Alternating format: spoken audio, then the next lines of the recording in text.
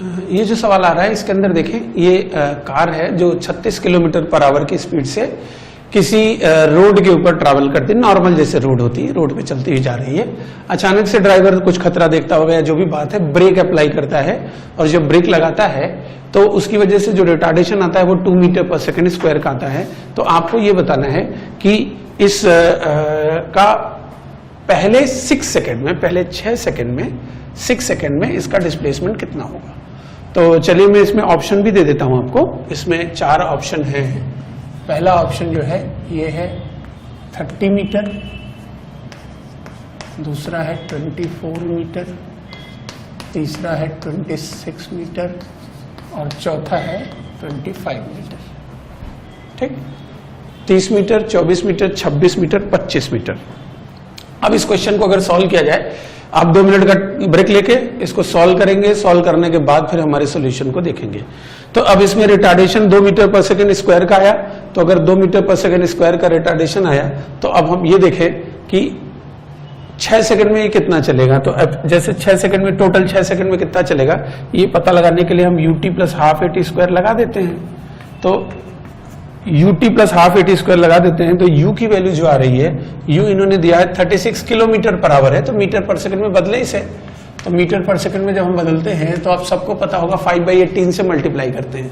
तो 5/18 से मल्टीप्लाई कर देंगे तो ये 10 मीटर पर सेकंड हो जाएगा। तो u की वैल्यू 10 हो गई, टाइम 6 सेकंड हो गया, एक्सेलेरेशन -2 है, इंटू 6 का स्क्वायर।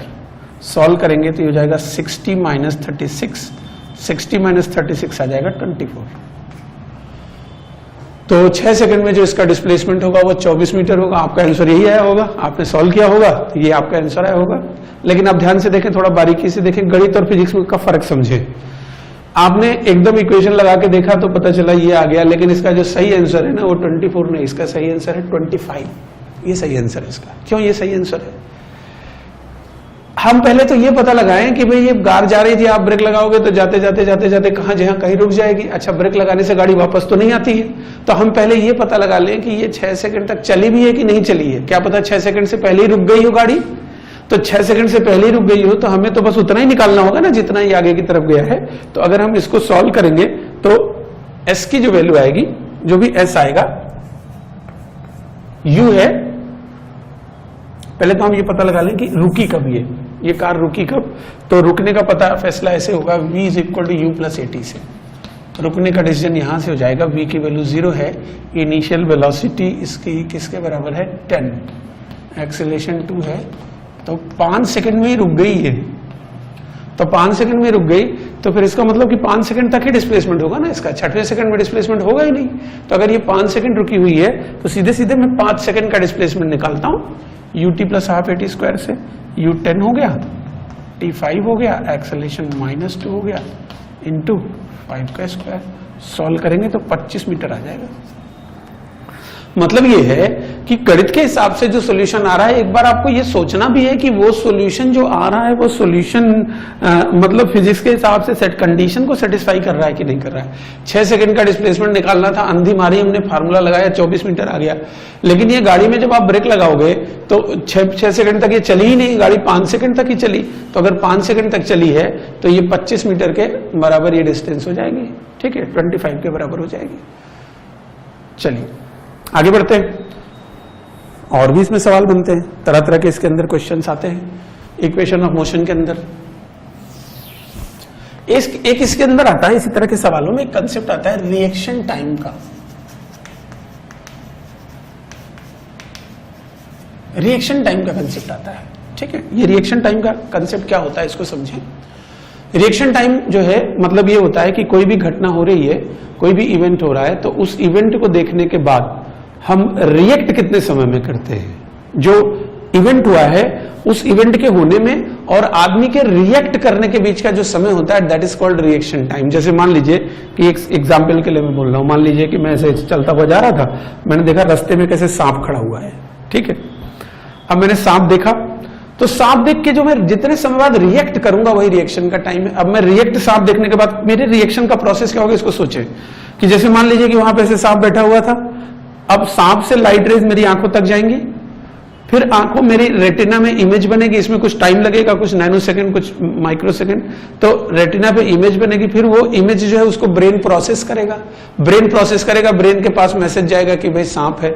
अब ब्रेन प्रोसेस करने के बाद ब्रेन डिसाइड करेगा, ब्रेन को डिसाइड क्या करना है, आमतौर पे तो ये डिसीजन होगा कि भाई भागो, या डिसीजन ये भी हो सकता है, ब्रेन ये भी डिसाइड कर सकता है कि मुकाबला करो, पैरों से जूते उते तुमने पहन रखे हैं तो मुकाबला करो, या तुम्हारे हाथ में कुछ है मुकाबला करो। तीसरा ब्रेन ये भी ऑर्डर देता है कि बैठ के ऐसे ऐसे बीन बजाओ तो क्या पता सांप भाग जाए, ठीक है। तो कुल मिला के आपका ब्रेन कुछ डिसाइड करेगा और आमतौर पर ऑर्डर देगा भागने के लिए। तो मान लीजिए ब्रेन ने ऑर्डर दिया भागो, अब वो ऑर्डर पैरों तक आने में कुछ टाइम लगेगा, फिर पैरों को जब ऑर्डर मिलेगा तो पैर भागना चालू करेंगे। ये जो पूरा का पूरा प्रोसेस है इसी को रिएक्शन टाइम कहते हैं। आपने देखा सांप और देखने के 1 सेकंड बाद आपने पहला एक्शन किया, आपने जो रिएक्शन आपका था वो 1 सेकंड बाद हुआ, तो वो जो 1 सेकंड होगा वो रिएक्शन टाइम होगा। छोटी एज में, जिस एज में आप लोग हैं उस एज में रिएक्शन टाइम जो होता है वो कम होता है, 0.1 सेकंड या 0.2 सेकंड या 0.3 सेकंड होता है। जैसे जैसे उम्र बढ़ती जाती है वैसे वैसे रिएक्शन टाइम बढ़ता जाता है। जो सीनियर लोग होते हैं 50 के ऊपर, 60 के ऊपर, 65 के ऊपर, उनसे कोई भी बात बोलो तो सबसे पहले कहेंगे ऐसे बोलेंगे। ऐसा क्यों बोलते हैं? क्योंकि उनका रिएक्शन, ऐसा नहीं कि उन्हें सुनाई नहीं पड़ता, अगर उन्हें सुनाई नहीं पड़ता तो दूसरी बार भी नहीं सुनाई पड़ता जब आप बोलते हैं, उसी आवाज में आप बोलेंगे, लेकिन दूसरी बार वो उनको सुनाई पड़ जाता है क्योंकि उनका रिएक्शन टाइम ज्यादा होता है। रिएक्शन टाइम बेसिकली इसी को कहते हैं। शराब पी के गाड़ी चलाने से रिएक्शन टाइम बढ़ जाता है, ठीक है। इसलिए देखिए शराब पी के लिखा रहता है ना हाईवे पे कि शराब पी के वाहन ना चलाएं, तो सरकार तो ये थोड़ी चाहती कि आप शराब ना पिए, शराब के लिए तो सरकार चाहती है कि भाई खूब पिए, खूब सरकार को रेवेन्यू मिले। वाहन अगर आप चलाएंगे तो जैसे मान लीजिए कि रिएक्शन टाइम आपने खूब ज्यादा शराब पी ली, एकदम बिल्कुल हिलते हुए जा रहे हैं, तो 2 सेकंड आपका रिएक्शन टाइम हो गया। तो अब जैसे ही कोई खतरा, आपको कोई गड्ढा दिखेगा तो 2 सेकंड बाद आप ब्रेक मारेंगे, तब तक तो गाड़ी लेके चला जाएगा वो, ठीक है। तो रिएक्शन टाइम जो है इसी टाइम को कहते हैं कि रिएक्ट करने में, जो रिस्पॉन्ड करने का फर्स्ट रिस्पॉन्स का टाइम जो होता है that is called the reaction time. तो मैं लिख दे रहा हूं time between event, time between event and the response.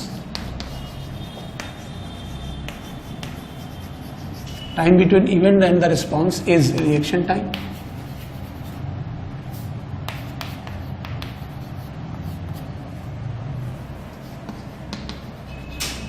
Time between event and the response is reaction time. Event और response के बीच का जो टाइम है that time is called reaction time. अब ये जो रिएक्शन टाइम है फिजिक्स में कई जगहों पर आता है, फिजिक्स में इसका काफी इस्तेमाल होता है। एक सवाल मैं दे रहा हूं आपको, ठीक है। एक ही क्वेश्चन दे रहा हूं, मान लीजिए कि एक कोई टैक्सी है और ये टैक्सी जा रही with velocity 72 kilometre per hour, 72 kilometre की पर आवर की स्पीड से ये टैक्सी जा रही है। सामने ड्राइवर एक खतरा देखता है और ब्रेक मारता है, ठीक है। इसी पे सवाल बना है। The driver applies breaks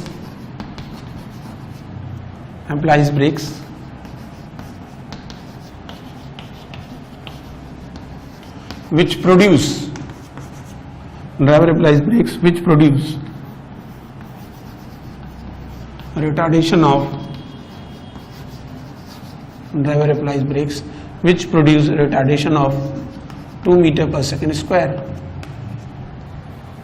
Find the minimum stopping distance.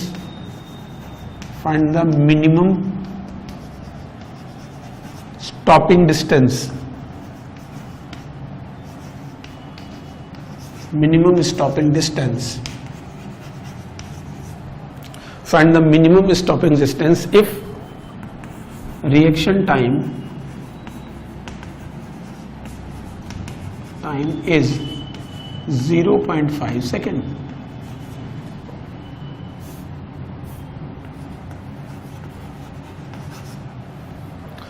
ये ड्राइवर 72 किलोमीटर पर आवर की स्पीड से तेज रफ्तार में भागता चला जा रहा है। अचानक से सामने खतरा देखता है और ब्रेक अप्लाई करता है। जब ब्रेक अप्लाई करता है तो जो रिटार्डेशन होता है वो 2 मीटर पर सेकंड स्क्वायर का होता है। तो आपको बताना है कि मिनिमम कम से कम कितनी दूरी पे जाके रुकेगा अगर उसका रिएक्शन टाइम 0.5 सेकंड है, ठीक है। ये आपको बताना है। 2 मिनट का समय ले, सॉल्व करें, फिर जो मैं आपको सोल्यूशन बता रहा हूं उस सोल्यूशन को ध्यान से देखें, ठीक है।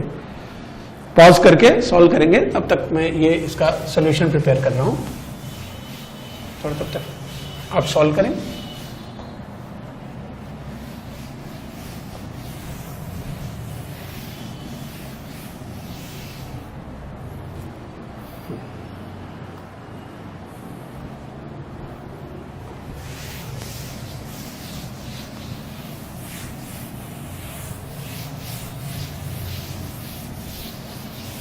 साहब।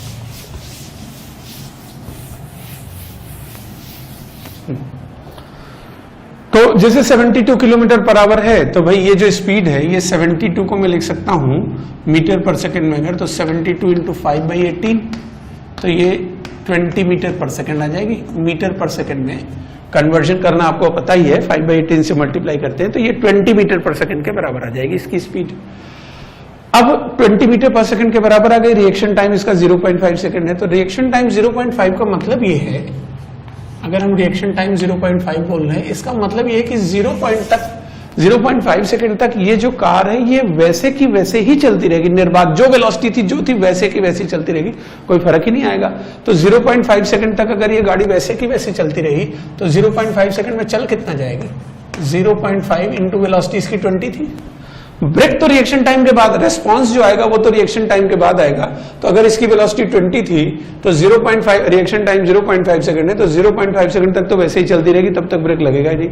उसके बाद फिर इसके अंदर ब्रेक लगेगा, और यहां तक जब गाड़ी पहुंचेगी तो यहां इसकी वेलोसिटी अभी भी 20 ही रहेगी। यहां तो 20 थी, रिएक्शन टाइम तक कुछ हुआ ही नहीं, तो ये उसी वेलोसिटी से चलती जाएगी। अब यहां ब्रेक लगेगा। अब जब ब्रेक लगेगा तो मैं मान लेता हूं कि फाइनली ये L दूरी और चल गई। अब यहां से यहां तक मैं इक्वेशन ऑफ मोशन लगा दूंगा, v² = u² + 2s। तो यहां पे जो फाइनल वेलोसिटी आएगी वो 0 आ जाएगी। इनिशियल वेलोसिटी है 20, एक्सेलेरेशन जो है वो एक्सेलेरेशन की वैल्यू यहां पर आपको 2 दे रखी है, और s हमें पता लगाना है। तो सॉल्व करने से s की जो वैल्यू आएगी ये आ जाएगी 20 का स्क्वायर, 20 का स्क्वायर अपॉन 4, s 100 आ जाएगा, 100 मीटर। तो 100 मीटर तो ये गाड़ी ब्रेक लगाने के बाद चलेगी, और 10 मीटर पहले ही चल चुकी थी। तो कुल मिला के जो डिस्टेंस आएगी वो 10 + 100 यानी 110 मीटर के बराबर आ जाएगी। कुल मिला के जो डिस्टेंस आएगी वो 10 + 100 यानी 110 मीटर, 110 मीटर के बराबर ये गाड़ी चल जाएगी। तो ये रिएक्शन टाइम का कंसेप्ट होता है। रिएक्शन टाइम जो होते हैं उसमें उतनी देर तक जो रिएक्शन टाइम होता है उतनी देर तक रिस्पॉन्स नहीं आता है, उतनी देर तक गाड़ी वैसे ही चलती रहती है, उसके बाद जो है वो उसका रिस्पॉन्स आता है। तो ये रिएक्शन टाइम की सिचुएशंस हो गई। ये देखिए एक सवाल आ रहा है, इसके अंदर ये भी एक स्टैंडर्ड क्वेश्चन है। इस क्वेश्चन के अंदर ट्रेन वाला सवाल है। ट्रेन के अंदर जो होता है गार्ड होता है जो सबसे पीछे होता है, और ट्रेन के अंदर जो ड्राइवर होता है वो सबसे आगे होता है। तो ये जो ट्रेन का सवाल है इसमें कह रहे हैं कि train is moving with constant acceleration, constant acceleration से ट्रेन जा रही है। When the driver passes from it, कि कोई पेड़ है उसके पास से ड्राइवर गुजरता है तो ट्रेन का स्पीड u होता है। जब उसी ट्रेन का गार्ड उसी पेड़ के पास से गुजरता है तो ट्रेन का स्पीड v होता है। तो आपको बताना है कि जब ट्रेन का मिडिल पॉइंट वहां से गुजर रहा है तो उस समय ट्रेन की स्पीड क्या होगी, ये आपको बताना है। तो चलिए ये क्वेश्चन मैं आपको सॉल्व करके बताता हूं। ये क्वेश्चन के अंदर जैसे मान लीजिए कि ये ट्रेन है, छुक वाली ट्रेन है मान लीजिए, या कुछ भी मान लीजिए, ये ट्रेन है, और फिलहाल अभी ये ट्रेन किसी एक पेड़ के पास से गुजर रही है। पेड़ में यहां बना दे रहा हूं, और इस ट्रेन का स्पीड जो है वो u के बराबर है। कुछ समय बाद यही ट्रेन का जो मिडिल पॉइंट है वो भी इसी पेड़ के पास से गुजरेगा। जब इसका मिडिल पॉइंट गुजरेगा तो इसकी स्पीड हमें पता नहीं है, मैंने इसकी स्पीड v' मान ली, ठीक है। और कुछ समय के बाद इसी ट्रेन का जो सबसे आगे पीछे वाला पॉइंट यानी इस ट्रेन का जो गार्ड है वो भी इसी जगह से गुजरेगा, और उस समय इसकी स्पीड इन्होंने v दे रखी है, ठीक है। तो जब ड्राइवर गुजर रहा था तब ट्रेन की स्पीड u थी, जब गार्ड इसी पेड़ के पास से गुजरा तो स्पीड v है। जब मिडिल पॉइंट गुजरेगा तो स्पीड क्या होगी? मैं मानता हूं ट्रेन की लंबाई l है, ऐसा मान रहा हूं मैं, ट्रेन की लंबाई l है। जब मिडिल पॉइंट गुजरेगा तो ये वाली दूरी l/2 हो जाएगी। ये जो डिस्टेंस आएगी जब भी मिडिल पॉइंट गुजरेगा तो ये दूरी l/2 हो जाएगी, ठीक है। ये l/2 होगी, ये भी l/2 होगी, और ये भी l/2 होगी। अब इसमें ट्रेन की कुल लंबाई मैंने l मान ली थी, l लास्ट में मुझे एलिमिनेट करना पड़ेगा क्योंकि ट्रेन की लंबाई तो दे नहीं रखी, हमें u-v का रिलेशन चाहिए। मैं ऐसा करता हूं, यहां से यहां तक ये इनिशियल पॉइंट मान लेता हूं, ये फाइनल मान लेता हूं, यहां से यहां तक थर्ड इक्वेशन लगाता हूं, v² = u² + 2s, तो अगर मैं थर्ड इक्वेशन लगाता हूं, कहां से कहां तक लगाता हूं ये इंपॉर्टेंट है, इस जगह से इस जगह तक लगाता हूं, तो यहां से यहां लगाऊंगा तो फाइनल वेलोसिटी हो जाएगी v डैश, इनिशियल वेलोसिटी हो गई u, तो v डैश का square is equal to u square plus 2a into l/2, एक ही आ जाएगा। फिर मैं यहां से यहां तक लगाऊंगा, यही सेम थर्ड इक्वेशन मैं यहां से यहां तक लगाऊंगा, और अगर मैं थर्ड इक्वेशन यहां से यहां तक लगाऊंगा तो फाइनल वेलोसिटी v है और इनिशियल v डैश हो गई है। तो अब मैं इक्वेशन लिखूंगा अगर, तो v डैश का square is equal to v का square is equal to v dash का square plus 2a into l/2, ये हो जाएगा। अब मुझे ना तो ये पता है ना l पता है, तो मैं क्या करूंगा, सब्ट्रैक्ट कर दे रहा हूं, इसमें से इसको सब्ट्रैक्ट करूंगा, तो अगर इसमें से इसको सब्ट्रैक्ट करूंगा तो ये हो जाएगा v square minus v dash का square is equal to v dash का स्क्वायर माइनस u का स्क्वायर। इसको मैं इधर लाऊंगा, u को उसको उधर ले जाऊंगा, तो इसका मतलब ये निकलेगा कि v डैश का square is equal to u square plus v square by 2। तो यहां से v डैश की जो वैल्यू आ रही वो आ रही under root of u square plus v square by 2, ये v डैश की वैल्यू आ जाएगी under root of u square plus v square by 2। फिर से मैं बोल रहा हूं कि जब मिडिल पॉइंट यहां से गुजरेगा उस समय वेलोसिटी v डैश मान ली मैंने, एक बार मैंने इक्वेशन थर्ड इक्वेशन इसके बीच लगाया, फिर एक बार थर्ड इक्वेशन इसके बीच लगाया, जब इसके बीच लगाएंगे तो फाइनल वेलोसिटी v होगी, इनिशियल v डैश होगी, जब इसके बीच लगाएंगे तो फाइनल वेलोसिटी v डैश हो जाएगी, इनिशियल u के बराबर हो जाएगी, ठीक है। फिर ये थर्ड इक्वेशन लगा के हमने सॉल्व किया, तो सॉल्व करने के बाद इस तरह का एक रिलेशन इसके अंदर आ गया। बड़ा अच्छा सवाल इसमें बनता है, और इसमें बेस बहुत सारे सवाल होते हैं कि सक्सेसिव सेकंड का मतलब, जो जैसे पहला सेकंड, दूसरा, तीसरा, चौथा, पांचवा, इसमें कोई पार्टिकल चल रहा है तो जो डिस्टेंस ट्रैवल करता है उसका रेशियो क्या होता है, सक्सेसिव सेकंड्स में जो डिस्टेंस ट्रैवल करता है उसका रेशियो क्या होता है। तो देखें, जैसे मान लीजिए पहले सेकंड में जो उसने डिस्टेंस ट्रैवल करी, मान लेते हैं रेस्ट से स्टार्ट कर रहा है, इनिशियल वेलोसिटी 0 है, पहले सेकंड में मैंने s1 बोल दिया, दूसरे सेकंड में जो उसने डिस्टेंस ट्रैवल करी उसको मैंने s2 बोल दिया, तीसरे में जो ट्रैवल करी उसको मैंने s3 बोल दिया, चौथे में जो ट्रैवल करी उसको मैंने s4, ऐसे करके पांचवा, छठा, सातवां, ऐसे करके हम लोग चलते चले जाएं। तो अब पहले सेकंड में जो इसने डिस्टेंस ट्रैवल करी, इसका एक फार्मूला बनता है जो कई सारे सवालों में इस्तेमाल होता है। पहले सेकंड में इसने जो डिस्टेंस ट्रैवल करी होगी ut plus half at square, u है 0, ठीक है, टाइम 1 सेकंड हो गया, एक्सेलरेशन a है, sorry ut plus half at square नहीं, u nवें सेकंड में जो डिस्प्लेसमेंट था उसका फार्मूला में लगाएंगे, nवें में होता है u plus 1/2a 2n minus 1, ये फार्मूला था। तो पहले सेकंड में जो होगा एसएन की जो s1 जो आएगा, पहले सेकंड में चली गई दूरी हो जाएगी 0 प्लस 1/2a 2 इंटू 1 माइनस 1, तो ये s1 जो आएगा इसकी वैल्यू आ जाएगी, s1 की वैल्यू आ जाएगी 2 इंटू 1 माइनस 1, तो a/2 आ जाएगी, ठीक। दूसरे सेकंड में जो डिस्टेंस ट्रैवल करेगा वही u plus 1/2a 2 into 2 minus 1, तो ये आ जाएगा 3a/2।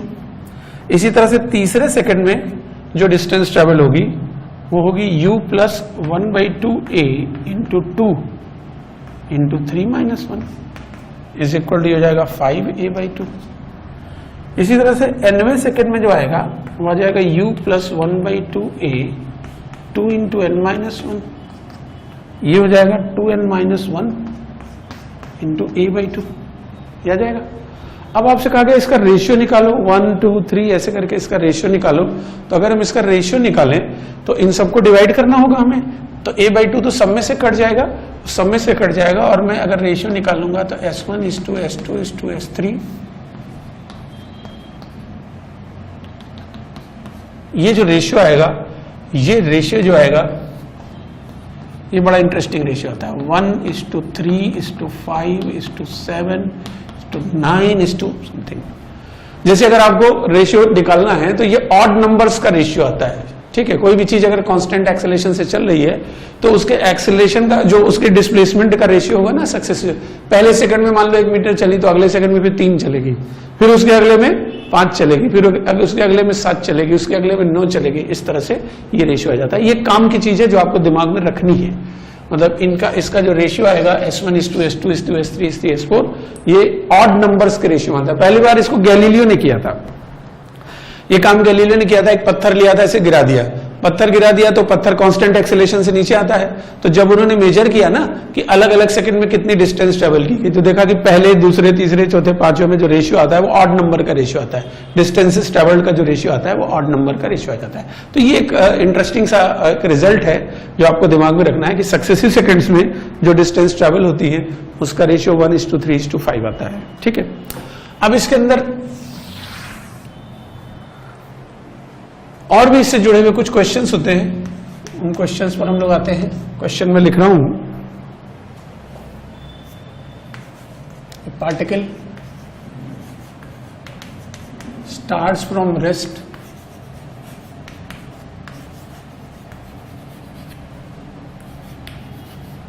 And moves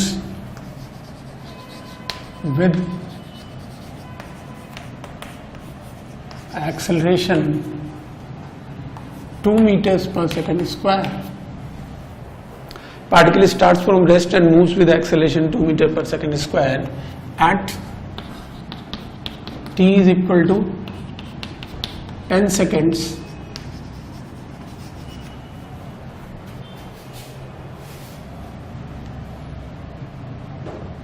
a constant at t is equal to 10 seconds a constant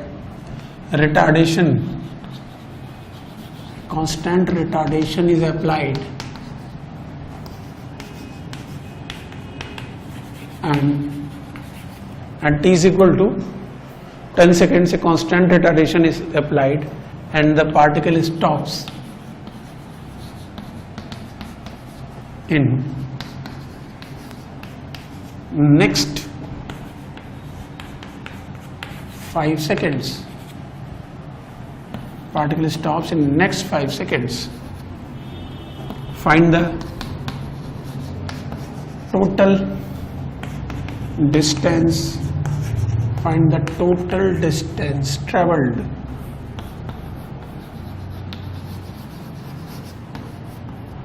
सवाल बड़ा सिंपल सा, सीधा साधा, प्यारा सा सवाल है। एक पार्टिकल जो है वो रेस्ट से स्टार्ट करता है, रेस्ट से स्टार्ट करता है और 2 मीटर पर सेकंड स्क्वायर के एक्सेलरेशन से 10 सेकंड तक चलता है। 10 सेकंड जब बीत जाते हैं तो इसके ऊपर एक कांस्टेंट रिटार्डेशन अप्लाई किया जाता है और ये पार्टिकल अगले 5 सेकंड में, यानी कुल 15 सेकंड तक चला था ये, तो ये पार्टिकल अगले 5 सेकंड में जाके रुक जाता है। तो आपसे पूछा गया कि टोटल कितनी दूरी वो तय कर रहा है। 2 मिनट का पॉज ले, पॉज लेकर के क्वेश्चन को सॉल्व करें और सॉल्व करने के बाद फिर सॉल्यूशन देखें। ये देखें, ये मान लेते हैं कि यहां से पार्टिकल स्टार्ट किया t बराबर 0 से, t बराबर 10 तक ये एक्सेलरेट किया है और फिर 5 सेकंड तक ये रिटार्ड किया है, कुल t बराबर 15 सेकंड पे आके ये रुक गया है। इनिशियल वेलोसिटी इसकी 0 थी, फाइनल वेलोसिटी भी 0 है। अच्छा, 10 सेकंड तक ये एक्सेलरेट किया था, तो 10 सेकंड तक अगर एक्सेलरेट करेगा ये, तो इसकी 10 सेकंड में वेलोसिटी कितनी हो जाएगी? v बराबर u प्लस at से आ जाएगी वेलोसिटी। u 0 था, a 2 है, टाइम 10 है, तो 20 मीटर पर सेकंड वेलोसिटी हो जाएगी। तो 10 सेकंड के बाद इसकी वेलोसिटी हो जाएगी 20। ठीक है, तो इसकी वेलोसिटी 0 से 20 हुई 10 सेकंड में, फिर अगले 5 सेकंड में इसकी वेलोसिटी 20 से 0 हो गई। तो आपसे कह रहे हैं टोटल डिस्टेंस निकालो। तो टोटल डिस्टेंस निकालने में सबसे बढ़िया तरीका मालूम है क्या है? इस तरह के सवालों में जहां इनिशियल और फाइनल वेलोसिटी दी हो, ये वाला फॉर्मूला लगाते हैं लोग। आप ut plus half at square लगाएंगे तो समय ज्यादा लगेगा, क्योंकि एक्सेलरेशन आपको दिया हुआ है, रिटार्डेशन दिया ही नहीं है, तो रिटार्डेशन निकालना पड़ेगा आपको। अगर आप इस फॉर्मूले को लगाएं तो देखिए फट से ये सवाल हो जाएगा। कैसे? ये वाली डिस्टेंस कितनी आएगी? u plus v by 2 into t. u है 0, v है 20/2 और टाइम यहां से यहां तक का 10 सेकंड था, यहां से यहां तक का टाइम 10 सेकंड था। यहां से यहां तक भी वही फॉर्मूला लगा सकते हैं, u plus v by 2 into t. u जो है यहां पर u है 20, फाइनल वेलोसिटी 0 है और टाइम जो है ये 5 सेकंड है। ठीक है, तो अगर यहां देखो इनिशियल वेलोसिटी फाइनल यहां भी पता है, यहां भी इनिशियल फाइनल पता है, टाइम भी पता है, तो u plus v by 2 into t वाला जो फॉर्मूला है वो बेहतरीन फॉर्मूला है। अब इसको देखो आप, ये 100 हो जाएगा और ये कितना हो जाएगा? ये भी 100 हो जाएगा। देखिए 20/2 10 हो गया, 10 इंटू 10 100 और वो 10 इंटू 5 50 आएगा, वो 50 आएगा। 10 इंटू 5 50 और 100, तो ये टोटल कितना हो जाएगा? 50 प्लस 100, तो 50 + 100 कितना हो जाएगा, ये 150 मीटर, 150 मीटर के बराबर ये डिस्टेंस आ जाएगी।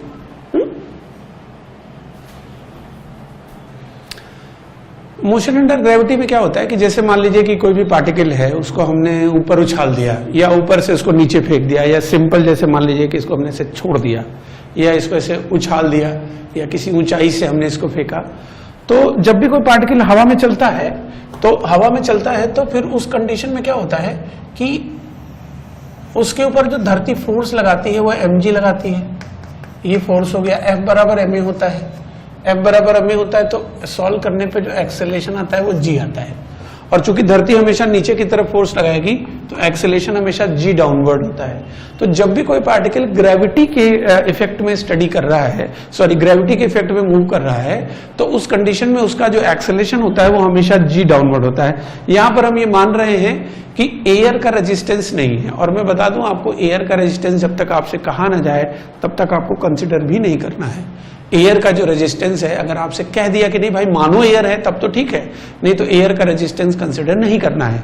तो अगर हम एयर के रेजिस्टेंस को इग्नोर करते हैं, और वो हम हमेशा करेंगे, तो उस कंडीशन में कोई भी पार्टिकल जब ग्रेविटी के अंदर चलता है तो उस पार्टिकल का जो एक्सेलेरेशन होता है वो जी डाउनवर्ड होता है। ठीक है, तो पार्टिकल जब भी ग्रेविटी में मूव करता है तो एक्सेलेरेशन, ये मैं लिख देता हूं आपको, acceleration of the particle under gravity, यहां पे मैं मान रहा हूं कि बस ग्रेविटेशनल फोर्स ही है और कोई फोर्स नहीं है। Acceleration of the particle under gravity is g downwards, नीचे की तरफ होगा। पार्टिकल चाहे ऊपर जा रहा हो पार्टिकल, चाहे नीचे जा रहा हो, जो एक्सेलेरेशन होगा वो g डाउनवर्ड्स होगा, g नीचे की तरफ होगा। अब ये g की जो वैल्यू आती है, सभी को पता है, ये g की वैल्यू होती है 9.81 मीटर पर सेकेंड स्क्वायर। पर हम लोग क्या करते हैं कि 9.81 तो है, एक एक्यूरेट वैल्यू ये है, धरती के अलग अलग जगहों पे अलग अलग होती है, ये पोल्स पे होती है वैल्यू, ये तो अलग अलग पॉइंट पे हम निकालते हैं। तो कहने का मतलब g की वैल्यू हम लोग कैलकुलेशन के हिसाब से 10 ले लिया करते हैं। क्वेश्चन में अगर उसने 9.8 दे दिया तो ठीक है, नहीं दिया तो हम लोग कैलकुलेशन को सिंप्लीफाई करने के लिए g को 10 ले लेंगे, हल्का फुल्का आंसर में फर्क आ जाता है, कैलकुलेशन आसान हो जाता है। तो जब भी कोई पार्टिकल जो है वो ग्रेविटी के इफेक्ट में मूव कर रहा है तो जो उसका एक्सेलेरेशन होता है वो g डाउनवर्ड्स होता है। मतलब क्या है, इसको समझिएगा सब लोग। जैसे मान लीजिए कि ये पार्टिकल ऊपर की तरफ गया, जब ये यहां पर है तो वेलोसिटी तो ऊपर की तरफ होगी इसकी, लेकिन एक्सेलेरेशन इसका g डाउनवर्ड्स होगा, नीचे की तरफ होगा। जब ये हाईएस्ट पॉइंट पर होगा तो वेलोसिटी 0 होगी, हाईएस्ट पॉइंट पे जाके रुकेगा ना, तब ना वापस आएगा। हाईएस्ट पॉइंट पे जाके रुकेगा फिर वापस आ जाएगा, देखे रुका है पहले फिर वापस आया है। तो हाईएस्ट पॉइंट पर इसकी वेलोसिटी 0 होगी, लेकिन एक्सेलेरेशन अभी भी इसका जो है g डाउनवर्ड्स होगा, v 0 होगा और एक्सेलेरेशन होगा g डाउनवर्ड। अगर पार्टिकल यहाँ पे है तो वेलोसिटी इसकी डाउनवर्ड होगी और जो एक्सेलेरेशन होगा वो भी डाउनवर्ड होगा। वेलोसिटी डाउनवर्ड होगी, एक्सेलेरेशन जो होगा वो भी डाउनवर्ड होगा और वो भी g के बराबर होगा। कुल मिला के कहने का मतलब है पार्टिकल चाहे ऊपर जाए चाहे पार्टिकल नीचे जाए, जो एक्सेलेरेशन होता है वो डाउनवर्ड होता है। अब इसमें बात आती है कि भाई प्लस माइनस का क्या लेना है। तो जैसे मान लो हमने ऊपर का डायरेक्शन पॉजिटिव लिया तब तो g को नेगेटिव लेंगे, अगर मान लो हमने नीचे का डायरेक्शन पॉजिटिव लिया तब हम g को पॉजिटिव लेंगे। मतलब ऐसा नहीं कि g प्लस में आता है या माइनस में आता है। वो 9th क्लास में होता था कि आपने रट लिया था कि नीचे फेंकेंगे तो g पॉजिटिव, ऊपर फेंकेंगे तो g नेगेटिव, ये सब आपने रट लिया था। लेकिन यहां पर ऐसा कुछ नहीं है। यहां पर क्या है कि अब आप थोड़ा सा मेच्योर हो रहे हैं, बड़े हो रहे हैं और आप चीजों को समझ रहे हैं। तो कहने का मतलब कि अगर आप अपवर्ड पॉजिटिव लेंगे तो जी नेगेटिव आएगा, आप डाउनवर्ड पॉजिटिव लेंगे तो जी पॉजिटिव आएगा। ये आपके ऊपर है ना कि आप किस डायरेक्शन को पॉजिटिव लेते हैं। तो मोशन अंडर ग्रेविटी बेसिकली कोई नई चीज नहीं, ये भी कांस्टेंट एक्सेलेरेशन के केस हैं। कांस्टेंट एक्सेलेरेशन वाले जो इक्वेशन ऑफ मोशन होते हैं सब के सब इसके अंदर एप्लीकेबल होते हैं। तो मोशन अंडर ग्रेविटी जो है इसमें कुछ कुछ जैसे सवाल बनते हैं, तो वो सवाल मैं करने जा रहा हूं। जैसे एक सवाल यहाँ पर इस टाइप का है, मान लीजिए कि एक पार्टिकल है, उसको हमने u वेलोसिटी से फेंका, गया और आया। जब आएगा तो चूंकि एयर का रेजिस्टेंस तो है नहीं तो एनर्जी का लॉस तो होगा नहीं, तो जिस वेलोसिटी से ये ऊपर गया था उसी वेलोसिटी से नीचे भी आ जाएगा। अब इसके अंदर ये पूछा जाता है कि भाई इसके यहां से यहां तक जाने और आने का समय कितना होगा। तो अगर हमें यहां से यहां तक जाने का समय निकालना है मान लीजिए, तो मैं क्या करता हूं, इस पॉइंट से इस पॉइंट तक इक्वेशन लगा देता हूं, या यहां से यहां तक लगा देता हूं।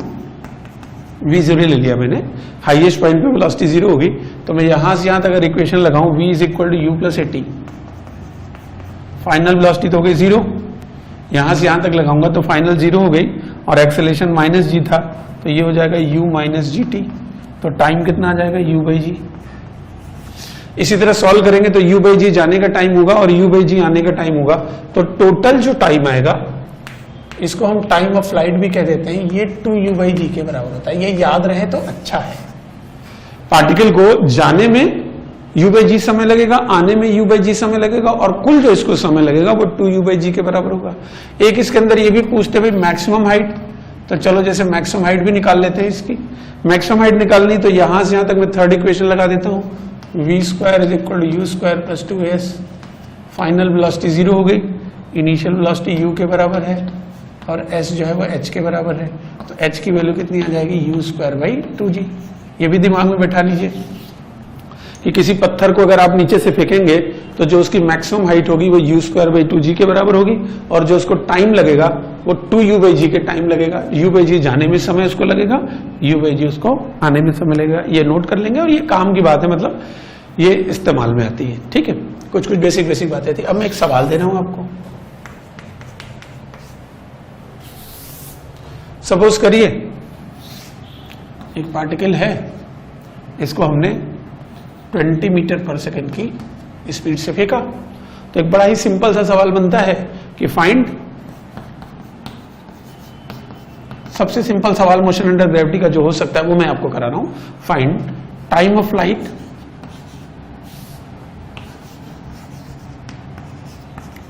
एंड मैक्सिमम हाइट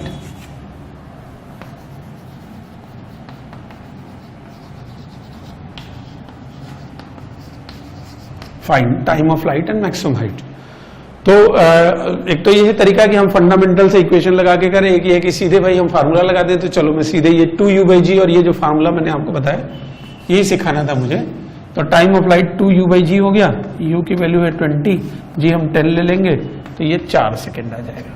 ठीक है, टाइम ऑफ फ्लाइट 4 सेकेंड आ गया, और मैक्सिमम हाइट जो आएगी वो u स्क्वायर बाई 2g के बराबर आएगी, तो ये आ जाएगा 20 का स्क्वायर अपॉन 2 इंटू 10, तो ये 20 मीटर के बराबर आ जाएगी। जो मैक्सिमम हाइट आएगी वो 20 मीटर के बराबर हो जाएगी, और जो टाइम ऑफ फ्लाइट आएगा वो 4 सेकेंड के बराबर आ जाएगा। ठीक है,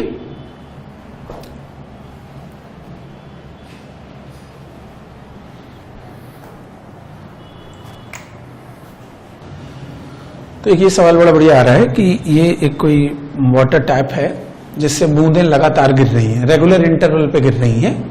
ठीक है, और जब ये पहली बूंद जो है वो जब ग्राउंड पर होती है, ठीक है, तो चौथी बूंद जो है, पहली बूंद जब ग्राउंड पे होती है तो जो चौथी बूंद है वो हाईएस्ट पॉइंट पर होती है, तो तीसरी यहाँ कहीं पर होगी और दूसरी बूंद यहाँ कहीं होगी।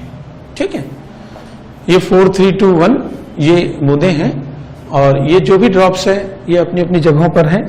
अब इसमें यही पूछा है कि आपको ये बताना है कि कुल कितने रेगुलर टाइम के बाद ये बूंदें गिर रही हैं। तो जैसे अगर मैं आपको एक बात याद दिलाऊं कि जब भी कभी सक्सेसिव चीजें फॉल करती है ना, तो सक्सेसिव सेकंड में जो डिस्टेंसेस का रेशियो होता है वो 1:3:5:7:9 होता है, ऐसा होता है। अगर इक्वल टाइम इंटरवल में हम डिस्टेंसेस का रेशियो निकालेंगे इक्वल टाइम में, तो 1:3:5:9 इस टाइप से रहेगा। तो जैसे अगर मैं इस दूरी को x मान लूं, तो ये जो दूरी आएगी, ये दूरी आ जाएगी 3x, और ये वाली जो दूरी आएगी ना ये 5x आ जाएगी। सक्सेसिव सेकेंड्स में जो डिस्टेंसेस का रेशियो होता है 1:3:5 होता है। अब अगर हम इसको सॉल्व करेंगे तो हो जाएगा x plus 3x plus 5x, ये हो जाएगा 45।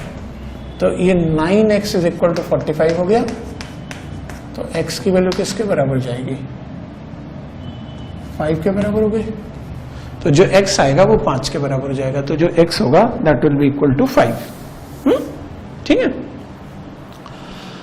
अब इसका मतलब ये है कि ये बूंद यहां से यहां तक मान लेते हैं t समय में पहुंची, और ये डिस्टेंस उसने 5 मीटर ट्रेवल की, तो s इज इक्वल होता है half AT square, s is equal to half AT square होता है, और s की वैल्यू जो है वो x के बराबर है, और a जो है s की वैल्यू x के बराबर है, a जो है वो 10 के बराबर है, और टाइम मुझे पता लगाना है कि कितने समय के बाद ये बूंदें गिर रही हैं। तो x जो कि 5 के बराबर है, इसको हम सॉल्व करेंगे तो ये कह रहा है t की वैल्यू जो आएगी वो 1 के बराबर आ जाएगी। ठीक है, t जो है वो 1 के बराबर आ जाएगा, तो टाइम 1 सेकंड के बराबर आ जाएगा। ठीक है, तो इस तरह से हम लोग पता लगा सकते हैं कि बूंदें कितने समय के बाद गिर रही हैं। एक इस टाइप के, इस वैरायटी के क्वेश्चन इसके अंदर बनते हैं कि सपोज करिए एक टावर है, सपोज करिए 100 मीटर ऊंचा टावर है, 100 मीटर्स इसकी हाइट है, और यहां से एक बॉल ड्रॉप करी गई, छोड़ी गई, इसकी इनिशियल वेलोसिटी 0 थी, और यहां से एक बॉल ऊपर की तरफ फेंकी गई 50 मीटर पर सेकंड से। जिस मोमेंट पे ये बॉल छोड़ी गई है उसी मोमेंट पे इस बॉल को ऊपर की तरफ प्रोजेक्ट किया गया है। ठीक है, तो क्वेश्चन लिखे find the time when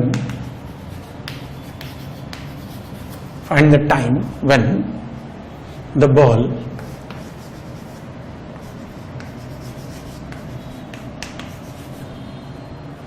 will find the time when the ball will when the two balls will collide.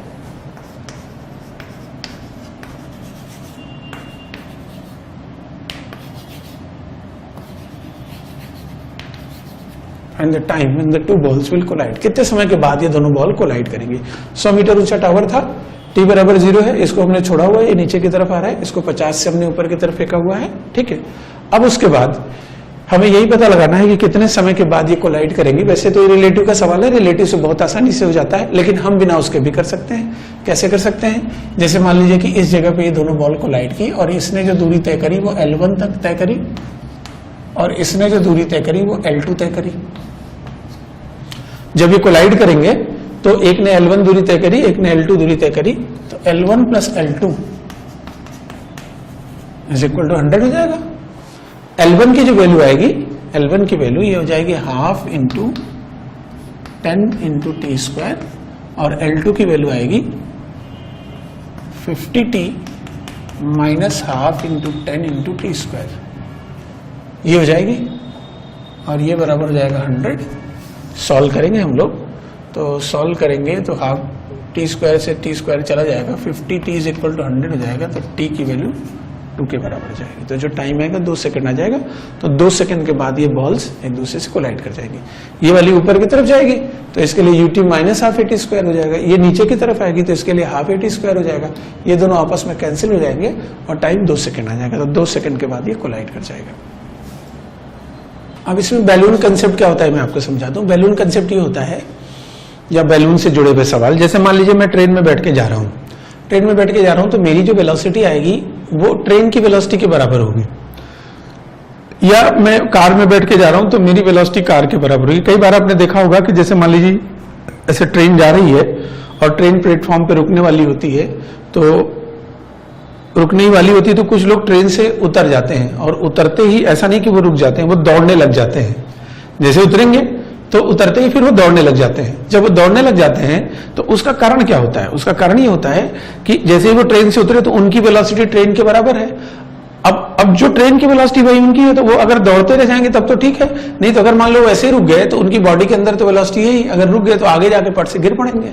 तो मतलब ये है कि कोई भी बॉडी जिस बॉडी के साथ अटैच है उसकी इनिशियल वेलोसिटी उसके बराबर होती है। तो बैलून के जो सवाल आते हैं बैलून कंसेप्ट के अंदर ऐसा ही होता है कि जो बैलून होता है उस बैलून के अंदर कुछ चीजें आ जाती हैं। जैसे मैं ये एक्सप्लेन कर रहा हूं आपको, ये मान लीजिए बैलून है,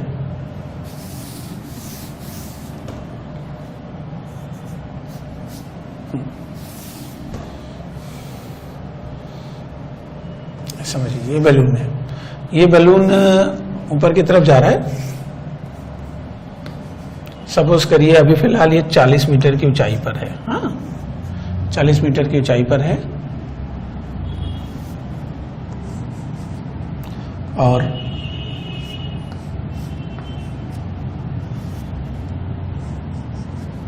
इस तरह से है ये, ठीक है। और इस बैलून की वेलोसिटी 10 मीटर पर सेकेंड है।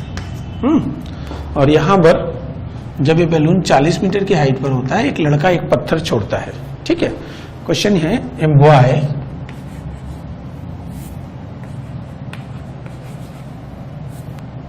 Drops a coin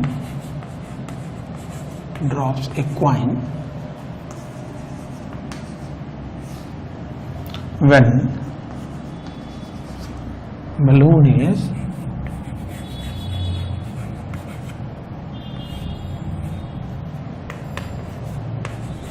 at a height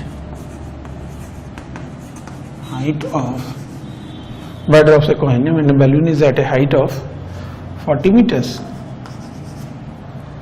Boy drops a coin when the balloon is at a height of 40 meter. Find the boy drops a coin when the balloon is at a height of 40 meter. Find the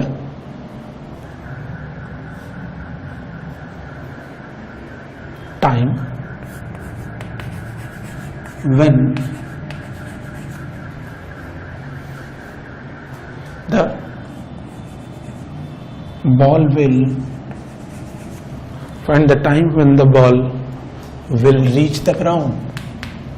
Sorry, ball nahi, coin. Find the time when coin will reach the ground. No. And the time when coin will reach the ground. ठीक है, तो वो समय आपको बताना है जब जो कॉइन है वो जमीन पे पहुंच जाएगा, ठीक है। अब ये जो क्वेश्चन है इसके अंदर जो कंसेप्ट है, मतलब आप 2 मिनट का समय लेना पहले इसको सॉल्व करना। इसके अंदर जो कंसेप्ट है पहले वो मैं कंसेप्ट आपको बता दूं कि जब हम इसको कॉइन को छोड़ेंगे, ठीक है, कॉइन को छोड़ेंगे तो कॉइन की इनिशियल वेलोसिटी जो होगी वो बैलून की इनिशियल वेलोसिटी के बराबर होगी। जो भी इनिशियल वेलोसिटी है वो बैलून के बराबर होगी। बैलून की 10 है तो कॉइन की भी 10 होगी। तो पहले ये कॉइन क्या करेगा, ऊपर जाएगा, रुकेगा और वापस आएगा, ठीक है, क्योंकि कॉइन की इनिशियल वेलोसिटी वही होगी जो बैलून की है। बैलून 10 से ज्यादा था तो कॉइन पहले ऊपर जाएगा, रुकेगा, वापस आएगा। अब हम इस क्वेश्चन को करने के 2 तरीके हैं, एक बड़ा तरीका, एक छोटा तरीका। मैं दोनों तरीके आपको बताऊंगा। पहला तरीका तो ये है कि हम लोग ये यहां से यहां तक जाने का टाइम निकाल लें, फिर यहां से यहां तक आने का टाइम निकाल लें और दोनों टाइम को ऐड कर दें।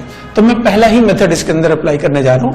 यहां पर इसकी वेलोसिटी 0 है तो मैं पहले तो यहां से यहां तक का टाइम निकालूंगा। यहां से यहां तक का टाइम निकालने के लिए हम लगाएंगे v = u + at।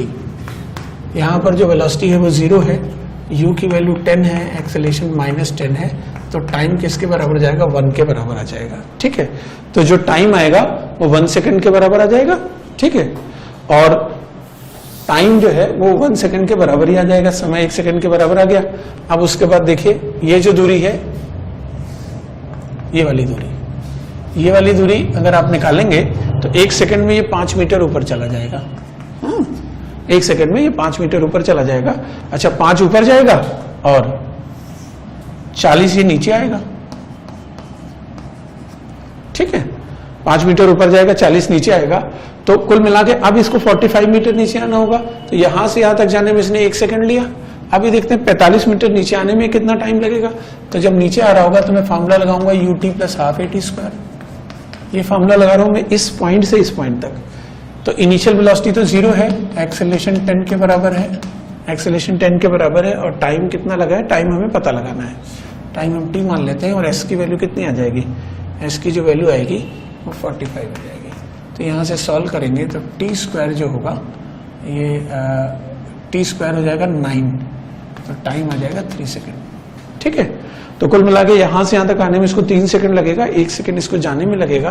तो टोटल जो टाइम आएगा ये 1 + 3 यानी ये 4 सेकंड हो जाएगी। टोटल टाइम की जो वैल्यू आएगी that will be equal to 4 second, 4 second के बराबर समय लगेगा। मैं फिर से समझा रहा हूँ। पहला जो एकदम ऑब्वियस सा मेथड है वो ये है कि ये इस जाएगा, 1 सेकंड ऊपर जाएगा और 5 मीटर ऊपर जाएगा, और 40 मीटर ये था, 5 और हो गया तो 45 मीटर से नीचे आएगा। 45 मीटर से अगर नीचे आएगा, यहाँ से 45 मीटर नीचे आने में इसको जो टाइम लगेगा वो इस इक्वेशन से दिया जाएगा, s = ut + ½ at²। सॉल्व करेंगे तो टाइम 4 सेकंड आ गया। ये इसका पहला मेथड हो गया। अब दूसरा मेथड इसका देखें।